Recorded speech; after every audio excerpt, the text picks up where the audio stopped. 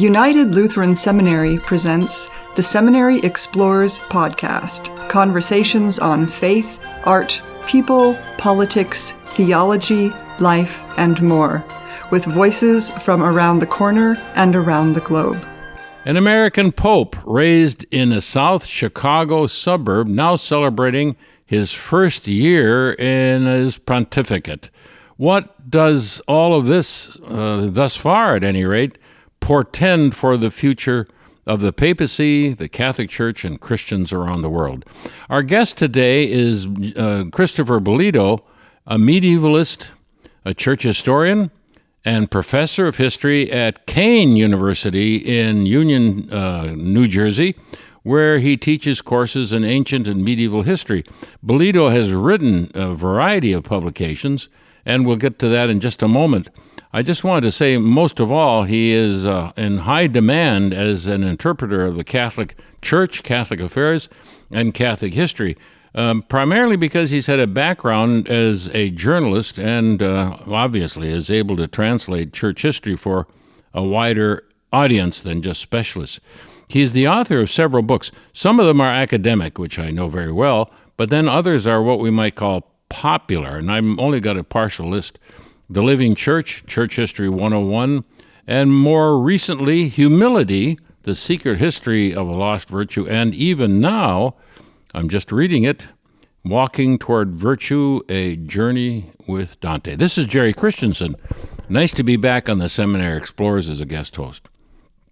Christopher, let's recap the election of Leo XIV, and then go on to get your observations about his first year.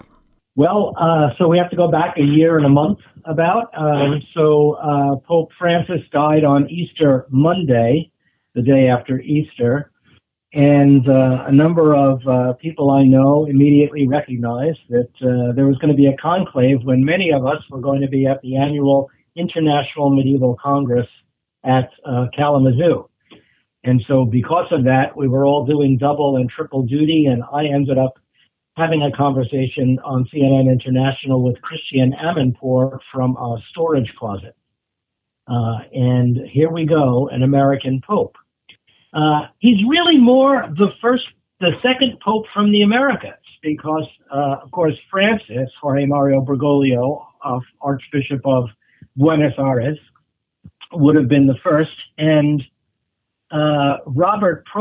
Cardinal Robert Provost, now Leo XIV, had spent about a third of his life in Peru.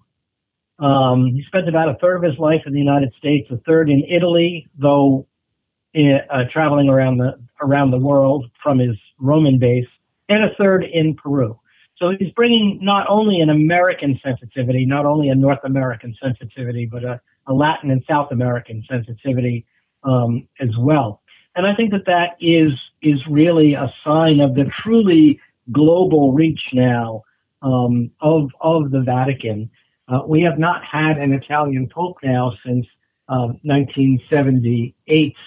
That monopoly is well and truly broken, and it's exciting. I think he was not on many people's short lists, though I must say that there are a lot of journalists in the weeks that from the time a pope dies to the time of the conclave is just shy of 3 weeks. And people have a lot of time, and Pope Francis was clearly dying. And so they'll come up with these little mini bios of, let's say, 30 people. So if you have about 120 cardinals who are eligible and you've done mini bios of 30, the chances are good that you're able to say, well, he was on my list.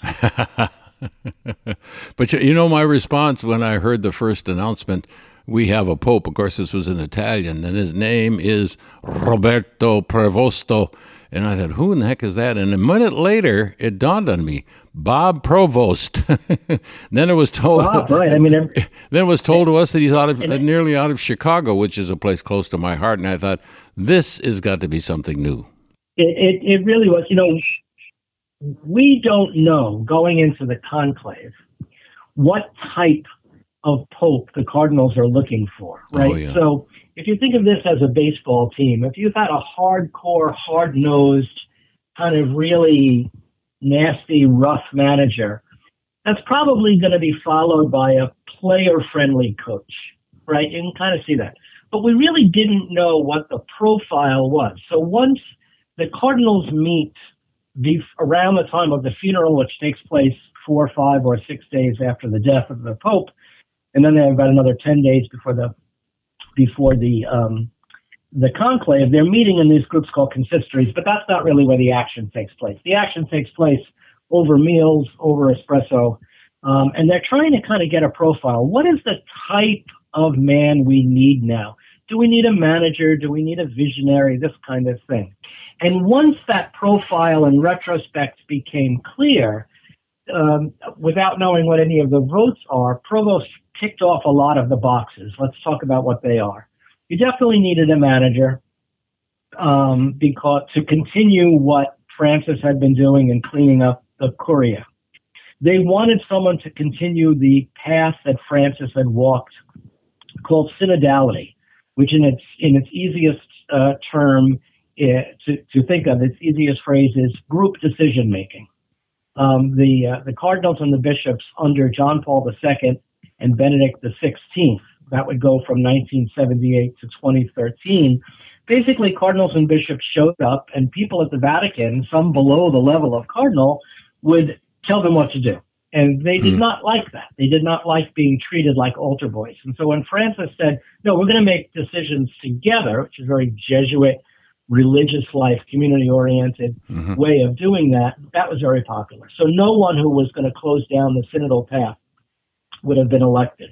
So now we need a manager. We need somebody who's good with the synodal path. We need someone who has a truly global set of experiences, and someone significantly who has been a pastor, someone who has experience. So of course, Provost had been a missionary in Peru, and now the universe of people starts to go from 120 to 30 to maybe 6 or 8, including, by the way, the Cardinal Archbishop of Newark, New Jersey, not far from you and much closer to me in New Jersey, who was a very good friend of Bob Prevost. And he, after the conclave was over, he gave an interview where he said, in the days that were approaching the conclave, when it was clear what kind of person they wanted, Cardinal Tobin from Newark said, I pulled him over and I said, Bob, you may have to get into a place in your head that this may be presented to you. And Cardinal Tobin said that Cardinal Provost's face just fell and went white. and that he had to recognize that. In fact, Cardinal Tobin said, as he cast his vote in the conclave and the numbers were coming, the name Provost was being repeated again and again, coming toward the required 2/3 plus 1 votes. Tobin said he looked over at Provost, and his Provost's head was in his hands, and he said, all I could do was pray for him, because I thought, what's happening to a human being in this moment? No.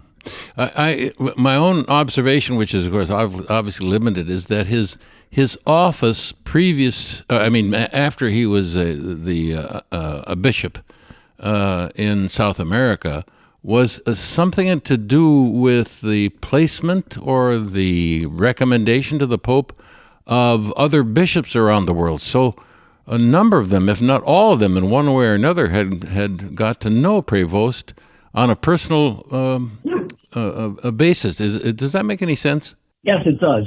There are certain, they're called dicasteries now. They used to be called congregations. Let's just call them departments in the Vatican that run this, that, and the other thing. And Pope Francis had put Archbishop, then Cardinal Provost, into that role in 2023. Now, of course, some people are saying, oh, Francis was picking his successor. Who knows? But in that role, he had much more contact with other cardinals than cardinals who weren't in so prominent a role. And so they knew him more. And in fact, one of the problems when you have these huge numbers of cardinals, you as a church historian know that for most of the church's history, how many cardinals went into a conclave to elect? A couple of dozen. Yeah. Now we're up to 125, 130. How can they possibly know each other? Yeah. And one of the things that Leo XIV is doing is he's bringing all of the cardinals into the Vatican twice a year so that they can get to know each other, so that they can work together more, so that they can listen to each other. Yeah. It's not necessarily a call for another council like the famous Vatican II in John 23rd, but it is. I doubt it. Yeah. But yeah. I doubt it. But it's a dialing up I got and it. making institutionalized this synodality, this notion that group decision making is not the exception to the rule; it becomes the rule. I'll get back to the second part of that question about his election, which is what was the first year like, because we're going to highlight that with this encyclical that has just been circulated. But right now, I wanted to know about the choice of his name. He could have been Pius, or he could have been Benedict, he could have been another Francis, he could have been John. Why Leo? Well, that's interesting. Of course, he is a member of a religious order called the Augustinians. And of course, there is a famous Augustinian friar by the name of Martin Luther. That's right. I thought, in retrospect, why didn't he choose Augustine? Why didn't Francis, who was a Jesuit, choose Ignatius of Loyola?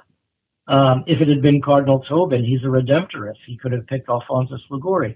So no member, there have been several dozen popes who have been members of religious orders. None of them has kind of, I would say, dared take the name of their founder, their religious order's founder. And the name, when you are elected pope, you're asked two questions. One is, do you accept election? Mm-hmm. But the interesting thing is that in Latin, you can ask a question two ways. One prompts a yes answer and one prompts a no answer. So in Latin, it is acceptasne, which is you do accept election, don't you? and the second is by what name will you be called? Mm-hmm. As the names were coming closer, we now know that 3 cardinals are chosen by lottery to tally and call out the names of the cardinals who are being voted for pope. And in the morning that he was elected, he was one of those 3 guys. Can you imagine calling out your name again and again? And so they voted twice in the morning, but he didn't have enough. But it was pretty clear that this was going to happen. And very interestingly, he went back to his room. People said afterwards, he ate lunch quickly and went back to his room and started to write what he would say. And I don't know if you remember, but when they say habemus papam, right, we have a pope and he's taken the name.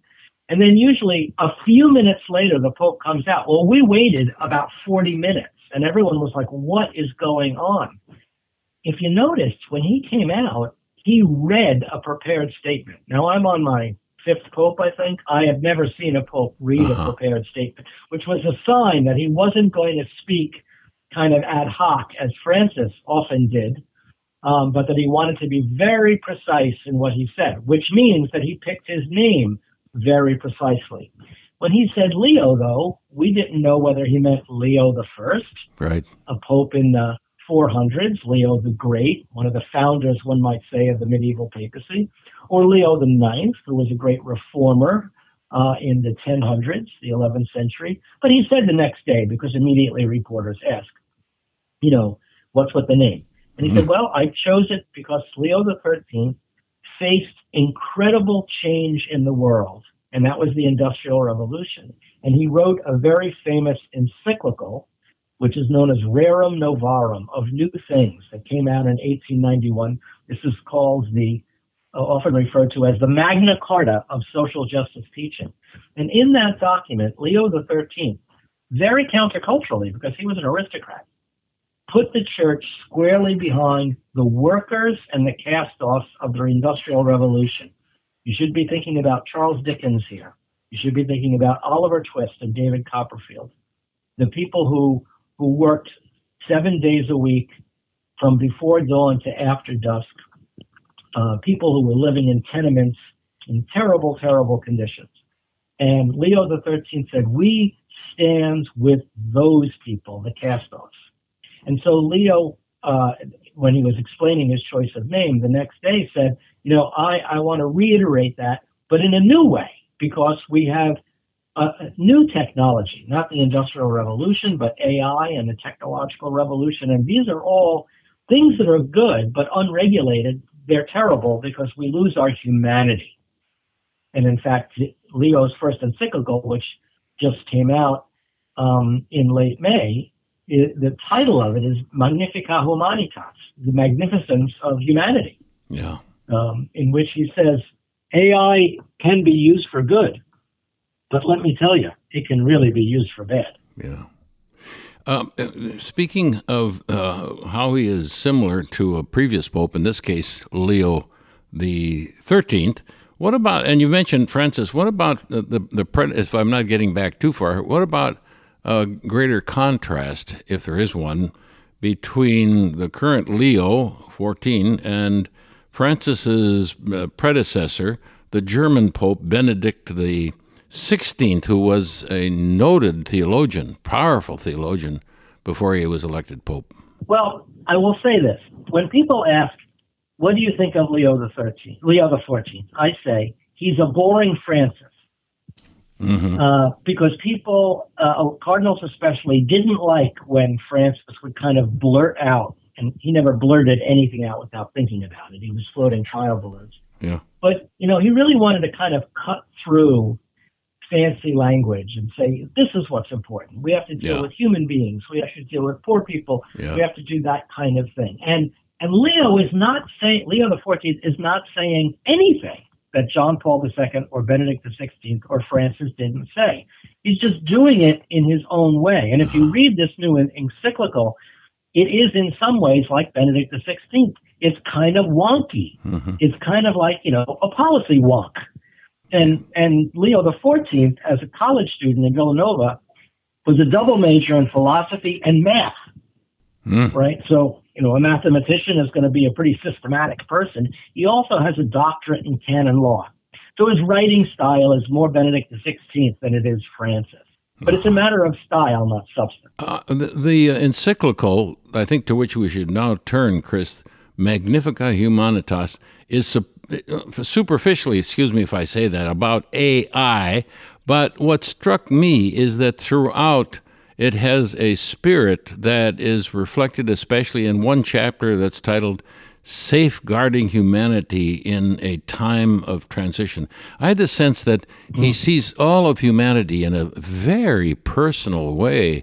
It's not abstract. This is a corporate body of real people like you and me. He's a terrific sensitivity toward that. And that comes from all of his years of being a pastor, which is something that Benedict XVI really didn't bring to the table. That's not, saying Benedict XVI was a bad guy, but we can't all be everything, right? So that's the question. What did the cardinals think we need right now?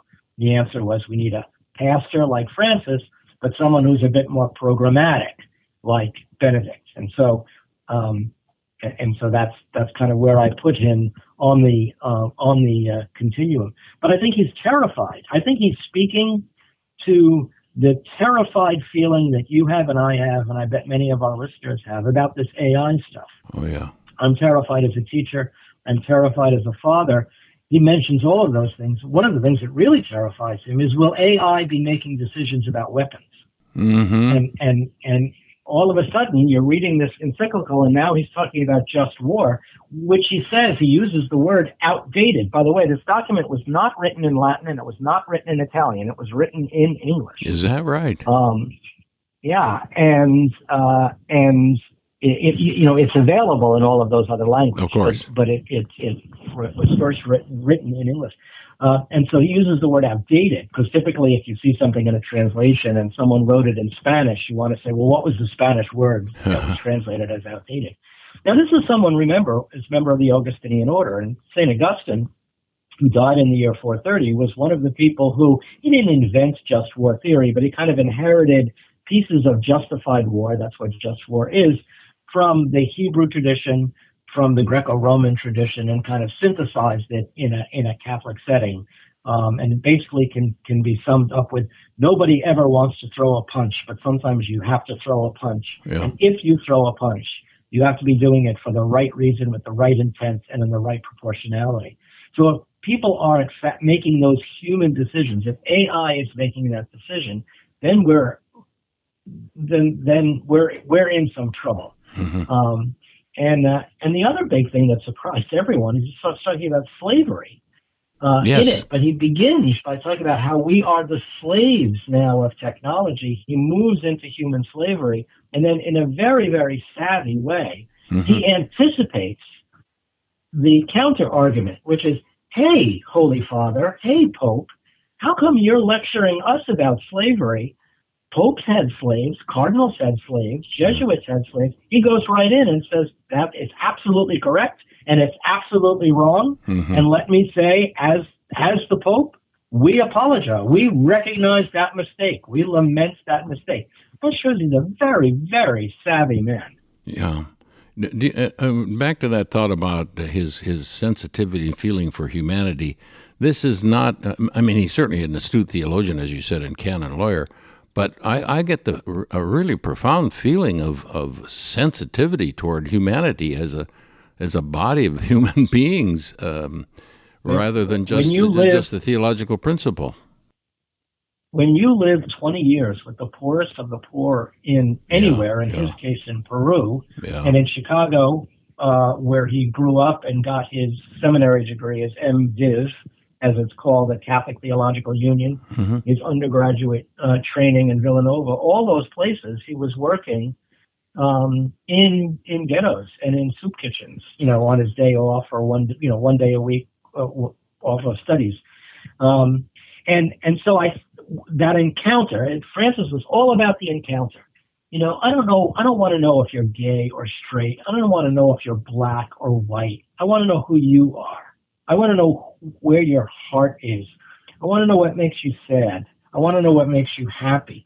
And that encounter was really, really shown very strongly in that one of the people who was present in the room when Pope Leo presented the encyclical. By the way, popes don't present their encyclicals. They send cardinals out to do that. Nobody can ever remember a pope presenting his own encyclical, which meant he wanted his mouth to be saying the things he wanted to be saying. As he was putting it together, he was collaborating with an atheist by the name of Christopher Olah, O-L-A-H, who is the co-founder of Anthropic, one of the biggest AI companies in the world. Right. And he's engaging with this guy, and so he's demonstrating, I think, just looking at the United States, a bitterly divided country, but I was just in Europe last week speaking to somebody from Hungary who was saying that they feel now that Orban has lost, that they can breathe again. A world where we can no longer disagree civilly. Here is the Pope saying, I'm going to bring in and listen to a guy with whom I entirely disagree. And then when I present this, I'm going to have him speak. And what does this man say? I'm so grateful for the Holy Father saying this. When was the last time you heard a tech icon, a tech, baron say, as Christopher Olah said, we need someone to tell us about ethics and AI because we don't know anything about it. That is a great model of encounter. And what is a final question that leads me in directly to ask? What do you think, Christopher, this portends for the future, for the papacy, the Catholic Church, and Christianity around the world, humanity? Yeah, that's a pretty big question. I mean, this is going to be a long papacy, barring health concerns. He's just turned 70. He's a pope who plays tennis and swims every week. He's a big tennis buff. By the way, you Chicago White Sox fan, one of the big questions when he was elected, Cubs or White Sox? The answer is White Sox. Well, he's a South Sider. South side of Chicago. And in fact, he has been photographed in his white robes wearing a Chicago White Sox hat. The question that I have as a parent, as a teacher, as a husband, is how do we get out of this mess? And I think Francis started it. I go back to the moment where COVID was occurring. If you remember that very dramatic moment, Francis, basically an old man in the middle of St. Peter's Piazza in the rain, like an Old Testament prophet, pleading to God, deliver us from this epidemic, deliver us from this. Yeah. A sign of our own weakness is to be able to, and some people say a sign of our strength is to be able to ask for help. And that's exactly what Francis did. And Leo, I think, is giving us a model of that.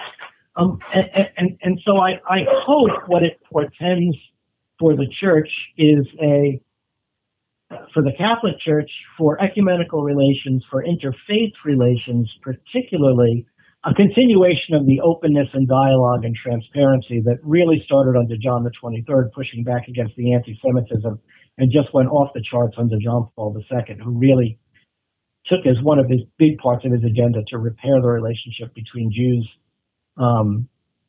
Yes. and Christians Yes. and Muslims a bit more under Francis. I think that portends well, and I think also the model of disagreeing agreeably, I agree. of respectful disagreement, is something that we need to relearn. Yeah. Non-divisive disagreement, I think, is one of the other phrases floated about in ecumenical discussions. Well, it should be an interesting future for us if we continue to have the benefit of Pope Leo XIV, the American Pope, now finishing his first year in his pontificate, explained to us, interpreted to us by our friend and colleague, Dr. Christopher Bellitto of Kean University in New Jersey. And for the Seminary Explores, I'm Jerry Christianson. Great to be back with you, and have a very, very good day. You have been listening to The Seminary Explores, a production of United Lutheran Seminary with campuses in Gettysburg, Pennsylvania, and Philadelphia, Pennsylvania. We invite you to visit our website at unitedlutheranseminary.edu. All opinions expressed on this program are not necessarily those of United Lutheran Seminary or the Evangelical Lutheran Church in America.